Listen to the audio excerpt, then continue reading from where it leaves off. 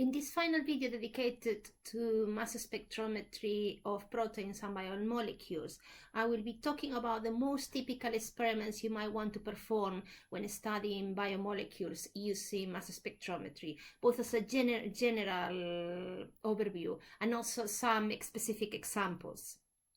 I've turned off my camera because some of the slides you will see are quite busy and have quite a large images I want you to look at, and I thought that if I had my camera on, I would be literally in the middle of what you're trying to see. So as a reminder, when we are doing mass spectrometry of biomolecules, we want a soft ionization technique. We want to be able to control those fragments, to make sure that those fragments do not break down excessively, because then the information would be very difficult to interpret. If you look at this general structure of a protein, and if you look at the distance between, for example, B1 and B2, or A1 and A2, or C1 and C2, you will see that this is an amino acid.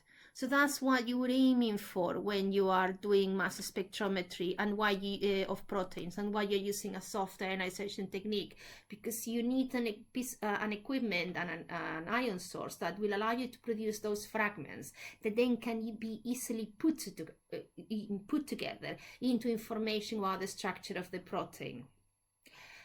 A very common technique used in mass spectrometry of biomolecules is what we call tandem MS, also tandem mass spectrometry, also called MS-MS. What is tandem mass spectrometry? Well, it is literally having two analyzers instead of one. So for example, you can have a TOF mass spectrometer. And what does it mean? Well, you have a first TOF, you have a first analyzer that generates the precursor ions, and a second analyzer you have a first analyzer that isolates the precursors, the different fragments. Those fragments undergo a second fragmentation, and a second TOF analyzes the fragments.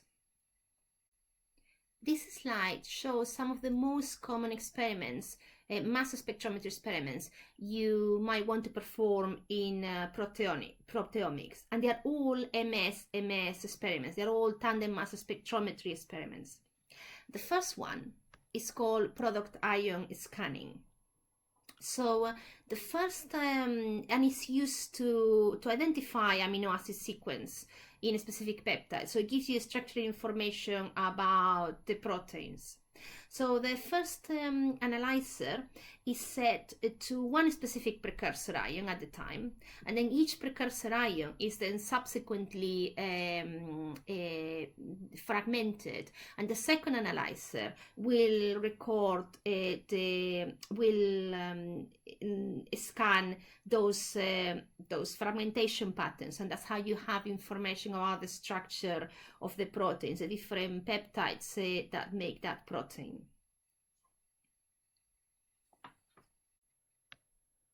The second type of analysis you might want to perform is called precursor ion scanning. And in precursor ion scanning, what you do is you set the second analyzer to scan or to transmit only one specific fragment to the detector. So the first analyzer is set to detect all the precursor ions that will generate that particular fragment. And this is a way of detecting a particular subset of your molecule, particular group of peptides that might contain a specific functional group, for example, a phosphate ester or a particular carbohydrate modification. Another proteomic experiment you might want to do is called neutral loss scanning. And in this case, both MS analyzers are set to scan for a particular mass difference that corresponds to a neutral molecule, and only those fragments that meet that criteria will go through. And you might want to do that, for example, when to detect those peptides in your sample that contain a specific functional group. For example, a peptide that is phosphorylated at a particular residue, a serine or a threonine, and you will detect that by detecting the loss of phosphoric acid, the neutral molecule. So you would scan preferentially, you would scan exclusively for those fragments that show that loss, that would tell you that those fragments are phosphorylated. And finally, another MS experiment you might want to perform in proteomics is called multiple ion monitoring. And what you do is your two analyzers are set to a particular precursor fragment pair, and the instrument cycles through different precursor fragments pairs and records those signals as a function of time. And you do that when you are doing a chromatographic separation for an HPLC or LC. So you can detect a specific analyte that has a known fragmentation property, a known fermentation pattern in a complex mixture. This slide gives an overview of typical proteomic strategies. So what you might want to do when performing a mass spectrometry experiment of a protein peptide sample.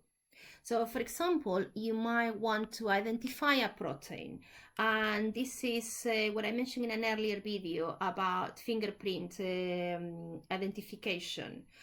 So a protein or a protein mixture is separated using 2D gel electrophoresis or perhaps liquid chromatography. Then an enzymatic digestion is performed, for example, using trypsin, and the mass spectrometry analysis of that mixture of peptides, 8 to 10 amino acids long, is performed. Then that is compared with a database search, and the identity of those fragments. It can be, have a suitable match, can be identified, and the protein can be identified. And that is the basis of peptide mass fingerprinting. You can use additional MS data to help identify those peptide fragments.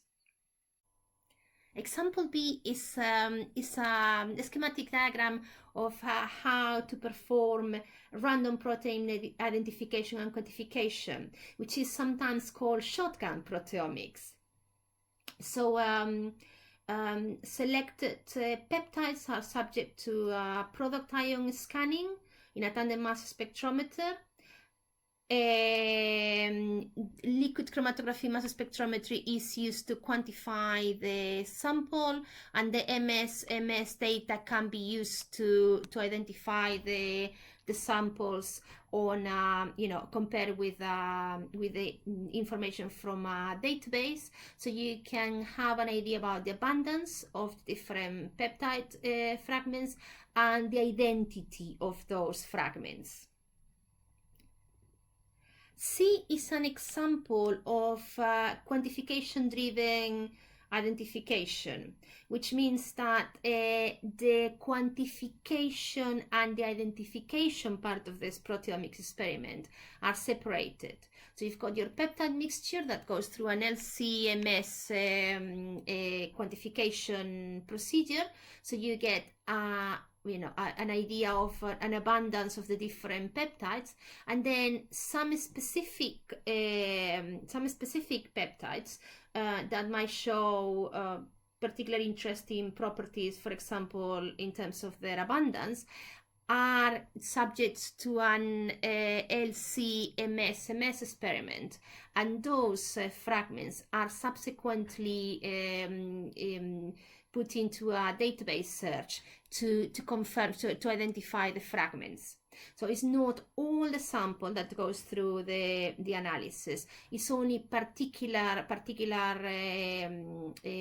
peptides that have been identified from the LC-MS experiment as having interesting properties.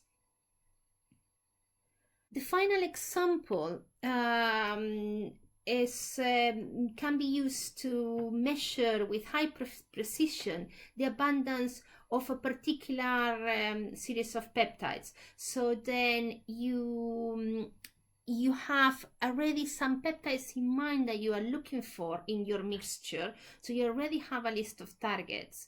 So your experiment is focused specifically on those peptide fragments that you're expecting to find in your peptide mixture, and those are the ones that are quantified, and then the abundance is measured. So in that final example, you have a specific target or targets. You have specific peptides you're interested on to study, and what you are looking for is not to identify the peptides. You already know which ones you are looking for, is to quantify its abundance. So a couple of examples of how you can use mass spectrometry in a biological context, which are not related to proteins. One of the things you can do is you can perform DNA analysis. And the DNA sample is, in this case, a MALDI-TOF analysis. The DNA sample is mixed with a matrix, injected in the MALDI and ionized. It goes through a time of flight separation, and the different fragments of the different DNA fragments are detected. Why use mass spectrometry for DNA analysis? And I would encourage you to have a look at the paper mentioning in this slide. You have the link on Blackboard too. Well, you can use it to detect mutations caused by a particular deletion or insertion in the DNA sequence. Or you can also use it to detect single nucleotide polymorphisms, which is when there is a single base that differs between individuals. Another interesting thing you can do with mass spectrometry is imaging, and this is a paper by Trimm et al. From 2008 that discuss how you can use MALDI as an ionization source to produce 2D maps, and you can use that, for example, to study drug distribution in tissues, and you can use it to look at different compounds in the tissues. So these are the images. This one shows how you can use a technique called principal component analysis to work out the different areas of the brain. This is the brain of mice. And where the gray cerebral cortex, the hippocampal formation, etc. And then this is a mass spectrum, an imaging mass spectrum, a 2D ion density map of the different areas of the brain of a mouse, and the different images A, B, C, and D have been generated by following particular ions, specifically two ions from two lipid fragments, and you can see how they are differently distributed in the brain. So depending on the ion you are monitoring, it will be more or less prominent in different areas of the brain. So I've turned my camera on for the last few slides of this video, and mass spectrometry is a great technique to analyze proteins and in general biomolecules. It does have its limitations. One of it is that the equipment is very expensive very expensive to buy, and it's also very difficult and expensive to maintain. There are also typical issues with user errors.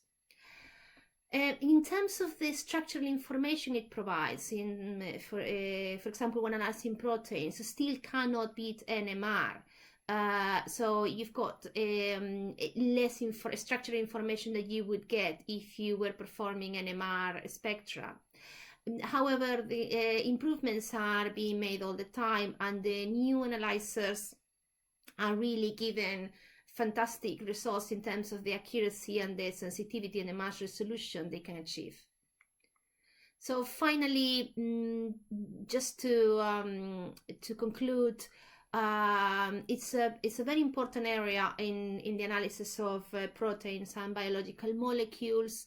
The equipment is really developed in the last 10, 20, 30 years. You have a variety of mass spectrometric techniques with different ion sources and different analyzers, and the development of tandem mass spectrometry, which has been a huge revolution in the amount and quality of the information you can get from mass spectrometry, and it can be used to analyze proteins, but also DNA and pharmaceutical drugs.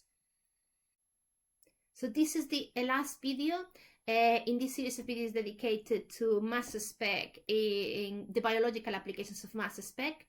I hope they were useful. If you have any questions, please do contact me, emilia.bertol@canterbury.ac.uk.